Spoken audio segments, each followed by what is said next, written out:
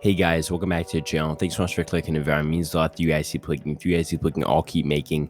And today I'm going to be ranking the players from Survivor 42. Obviously a very hefty task, especially after all of the craziness that's gone down in the finale episode. We now know who wins the season, who second place, all of that stuff. And so now I'm going to be ranking the 18 players based off how good I think they are. Now, to be very, very clear, this ranking combines both what they did in the game and what I think they could do in a simulation of the game over again. So I'm not going to go based off necessarily like could they do good on a return, but I am going to try and gauge their potential as a player overall. Because I think, for an example, someone like Jenny who got screwed and really should not have gone home, I really can't knock her as a player for that individual thing that really wasn't her fault. So this is gonna be a mixture of both how they played out there, because obviously that's the only sample size we have right now as evidence for how good they are at the game. And on top of that, I'll also use their potential as a player in the game, not necessarily on a returning season, but just overall, what is your potential as a player in the future? Make sure to like, subscribe, share, do all that good stuff because it's free, it's easy, and it really helps the channel out. And so let's do it. My number 18, I have Maria. I think, to me, Maria, combined with the way that she played the game and also her future potential, I think Maria loses the most seasons in a simulation. To me, I feel like Maria has little to no strategical ability in the game, not really being able to swing the numbers off of her and onto Marianne, a pretty easy target at that time, not really being socially integrated within her tribe. On top of that, her age difference is always going to put her at a disadvantage, and obviously being older, it's harder to relate to younger people, and so I can definitely understand the struggle there, but I have to put her down here at the bottom. At number 17, I'm going to go ahead and throw Jackson here. I think I have to throw Jackson here simply because of the secret scene that we were shown, where Jackson was just around the island, just looking for idols. Now, this could be because of the fact that he knew he was probably going to get medevac soon, as apparently production told him that we're going to watch him for a few days and then see where he's at, which basically just means we're going to let you do everything, do the preseason casting and questions, and then we're going to medevac you 2 days into the season. And so maybe it's because of that he just wanted to play super aggressively, but what he showed us was terrible Survivor. He wasn't socially integrated within his tribe. He was definitely going home first. The issue that I have with putting him at the bottom below Maria is simply because I think he does have more potential, maybe with a different cast that is more set to maybe like his age range. So less of the like late 20s and more of like the mid 30s crowd would maybe fit in more with the Jackson. And I think, to me, if he can tweak his social game to be a little bit more chill and mellowed out, I think he could have a shot at being a better player. At number 16, I have Zach. And I think the big thing with Zach is he's just your classic super fan who just cannot talk to people. He cannot not be just a walking encyclopedia for Survivor, which is so socially distasteful. I mean, who wants to listen to a bunch of facts about Survivor spewed to them over and over again out on the island? Eventually, that's going to get old. And I think similar to like a Jacob Darwin type of person, it just became annoying after a while. On top of that, obviously, he has a lack of social experience, which definitely put him at a disadvantage. I would say really the big thing is his social game. He's strategically he was able to at least get some people on his side before eventually kind of it falling apart and all crashing on him. He was able to sniff out the fact that he needed to use his shot in the dark, which is good for his strategy. His physical is terrible. I don't know. To me, he's a lackluster player at best. At 15, I have Daniel. I think, to me, Daniel will never be able to get off his feet in the game because of a few reasons. One, I think his overall demeanor is so super fanny, and you never want to give off super fan. When you give off super fan, you allow yourself to be a target before you even start talking about who you are, or even let your actions show who you are. So I think that's definitely really bad. On top of that, we saw how bad he is under pressure at the tribal, where he essentially blows up his whole game, as well as Chanel's, as well as the entire Vati tribes, really, which is terrible. I mean, he ends basically all 5 of the people at that tribal's games, and it's absolutely hilarious to me. I think he's not a good player socially. He's lackluster at best. Strategically, maybe decent. Okay, maybe I'll call him decent at strategy because he was able to get the majority, and that's really what keeps him above the rest of these people after that terrible mistake is the fact that he was at least able to get the majority and be a swing vote. The issue there is just that he cannot keep a majority even if he gets one, and he can't play from the bottom for sure. At 14, I have Lydia. No real reason. She just kind of ended up here around the players that I will explain why they're there. I think she just in general doesn't really have much to her, to be honest. At 13, I have Choi, someone who did make the merge, and I'll give him credit for that. He was able to successfully attach to several players, one Swati in the pre-merge, and then two with Drea in the post-merge. And he really didn't make many enemies post-merge either, which was surprising considering how many enemies he made on his first try, which is really the downfall of me for him as a player. I mean, everybody just hated Choi on his own tribe, even his main allies. He was a thoroughly annoying person to be around, very commanding, not very nice. On top of that, when he finally did get into the realm of strategy, he was one, bad, and two, not fun to work with, as he was very hard-headed. He tried to make the guys alliance, didn't really work out. I won't really knock him because this really isn't the season for that. In fact, honestly, I might knock him just because this isn't the season for that. He should have realized that people like Hai and Omar, who I'm hesitant to even call guys, will never go for like an ultra masculine guys alliance that is the anti to the all girls threatening alliance. It's not going to happen. And the fact that he didn't see Hai and Omar not going with that alliance is pretty silly of him. At number 12, I have Chanel, who is interesting because she makes one of the dumbest moves that I've ever seen in my life.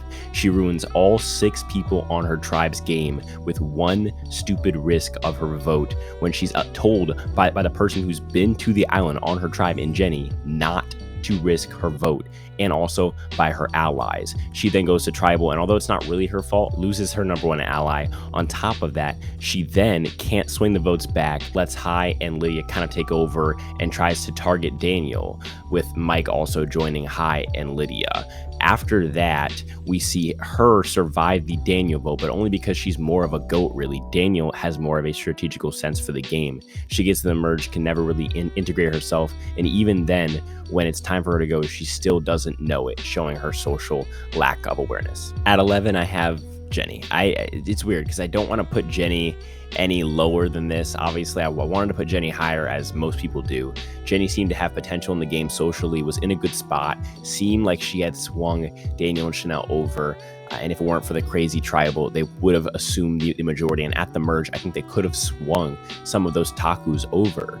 But her biggest issue to me is that she is a little bit socially quiet, which isn't good for the game at all. You don't want to be making allies being kind of introverted. Obviously, it's good sometimes, but overall in a social game, being introverted is never necessarily the best trait to have in the world. I don't know. She's cool. She's not the best. At 10, I have Romeo, someone who obviously was a big GOAT this season. I will say the reason why he isn't even lower on the list, around 13 or 14, is because his pre-merge game is one of, if not the best games that we saw this season in the pre-merge. The issue is, as soon as the merge came, he became one of, if not the worst player that I've ever seen in the post-merge, especially in this modern era of Survivor. And all the way up here at 9, possibly the craziest take on my list, I have Swati. I think Swati to me is someone who could have gone extremely far, if not won the game. Her threat level was low. She was 19, so people could use that, against her and be like, oh, well, there's no way that she would win and take her far in the game. But little do they know, even though she's 19, 1, we just saw a jury vote for a 23-year-old, and 2, she doesn't act like she's 19. For an example, right?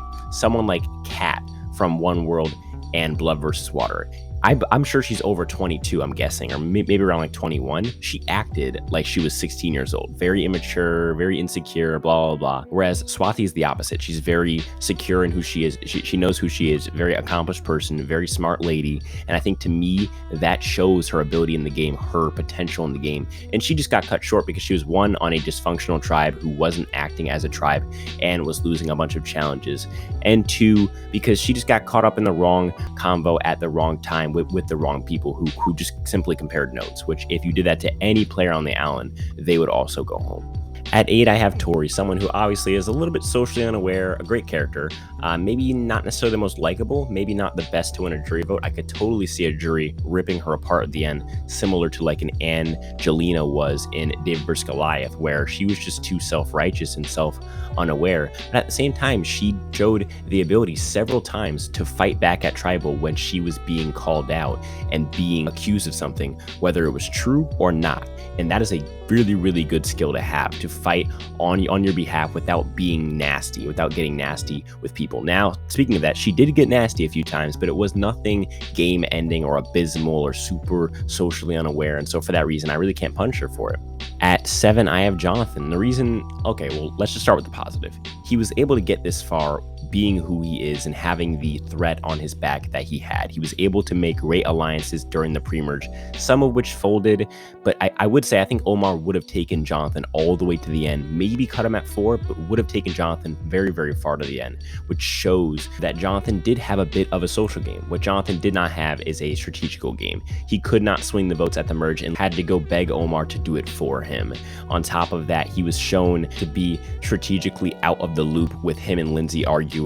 It's overall just a bad look for Jonathan strategically. And then physically, he did kind of underperform post-merge. He did overperform pre-merge, which is really where he shined physically. And so overall, he's he's not the best, he's not the worst, but he's just Next, I have Lindsay, who I think plays a pre-merge, and I think she really starts to come out of her shell when she starts winning immunities, because although the physical aspect of the game is kind of laughable at this point, it is worth it if you're a woman, because I think juries like to see women challenge beasts more than they do the men one, because that stereotype has been played out and that archetype has already won the game and been successful. So I think her winning challenges made her very, very likable, specifically to the women on the jury, but also to the men. I think in this new era, if you're a female challenge beast, you have tons of leeway on the jury, and that's just my personal opinion. I think her strategical game is lackluster at best. She tries to go after Jonathan like 8 times in a row and fails, and actually goes home before Jonathan.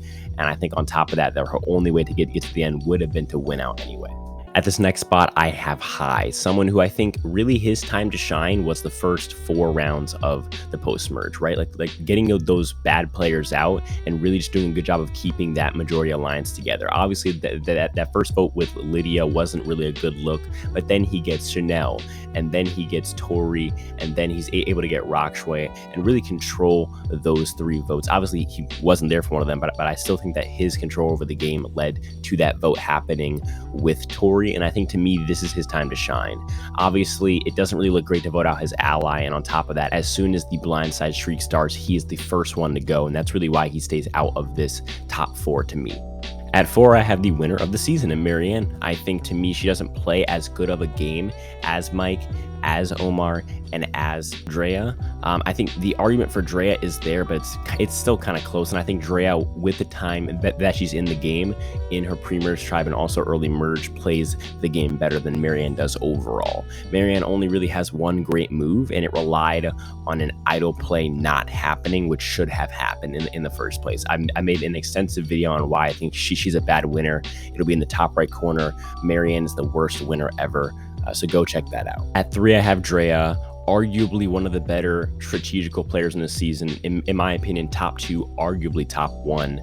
Pulls off some great moves. One on her original tribe has complete control, even when there's blindside attempts coming her way. On top of that, at the post-merge, she's able to get in with High and Jonathan, the power players from their tribes, as well as Omar, to get in that majority alliance for those first 4 votes in Lydia, Chanel, Tori, and Choi. Really, really easy boots for her. And then after that, she is able to survive at least a round, which is pretty crazy considering where she's at and how big of a target she had on her back. Playing her idol correctly at the race tribal, no matter how we feel about it, it was a good move. At 2, I have Mike, whose time to shine was definitely like that end game. After the blindside streak started, he was involved or actually led every single blindside, right? The High one, you could argue he led it, really. I mean, it was his move to make, and he made it successfully. The Drea blindside, it's iffy. I would say he was definitely involved for sure. Omar blindside, he was also very involved as well. And then at 5, Lindsay vote off, he was very involved as well. And then at 4, he wins fire. It's a great last 4 rounds. The issue is the first 10 rounds of his game are meh at best. He is able to reassume power on his tribe after that crazy tribal with Daniel going nuts. And so I guess that is really, really good for his game. And it does show that he's a very, very good player, especially for his age. It's very, very impressive. At number 1, I have Omar. And notice how for this last 5 players, I've been saying their time to shine was this, or their time to shine was this. No. Omar's time to shine was the entire game that he was still in. And even up until his blindside round was still not terrible survivor being played. He played the best game easily. individually. He had dominance on his original tribe, having the most power other than maybe Jonathan. But then again, obviously Jonathan flipped over later to being not necessarily the best player. Then at the post-merge, he gets in on that power players sub-alliance within the big majority 8 alliance. He's able to survive blindsides, execute blindsides, and just be involved. He keeps his threat level down while also keeping relationships with every single person in the game. Absolutely impressive, and it's definitely a big gap between number 2 and number 1 in this case. But what do you think? What is your ranking for the players on this season? Let me know down in the comments. As always, none of this happens without you guys. Without you guys, I'm sure we're guys spinning a weird microphone. So as always, thank you. And if that's it, I'll talk to you guys in the next one. Peace.